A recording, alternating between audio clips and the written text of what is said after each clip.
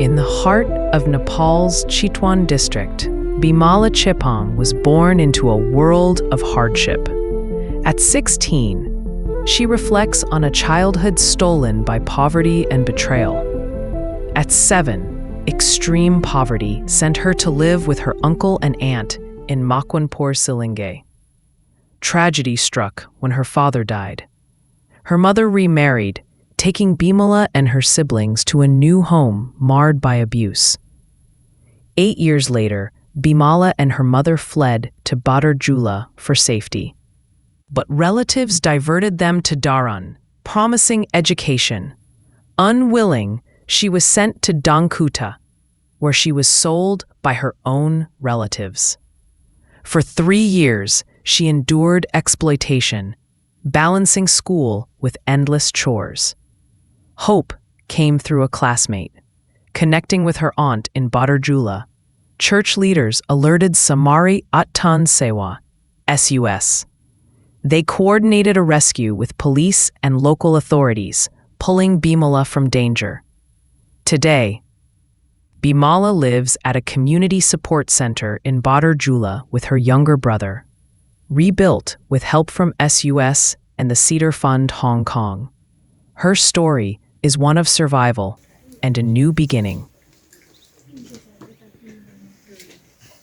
परम प्रभु मेरा गोठाला दाउदको भजन हो। परम प्रभु मेरा गोठाला हुनुहुन्छ, मलाई केही कुराको अभाव हुँदैन।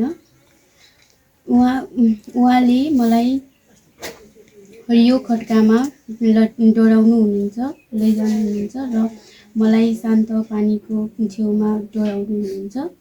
उहाँले मेरो प्राणलाई पुनर्जीवित पार्नु हुनुहुन्छ। उहाँले आफ्नो नाउँको खातिर मलाई धार्मिकताको मार्गमा डोराउनु हुनुहुन्छ। मृत्युको अन्धकारमा घटी भएर जानु परे तापनि म कुनै खतरादेखि डराउने छैन, किनकि तपाईँ मेरो साथमा हुनुहुन्छ। तपाईको लट्ठी र तपाईको लौरोले मलाई सान्त्वना दिनेछ र मेरा शत्रुहरूका सामुन्ने तपाईले मेरा शिर तेलले अभिषेक गर्नुहुन्छ। मेरा कचौरा भरिएर पोखिन्छ। निश्चय नै तपाईको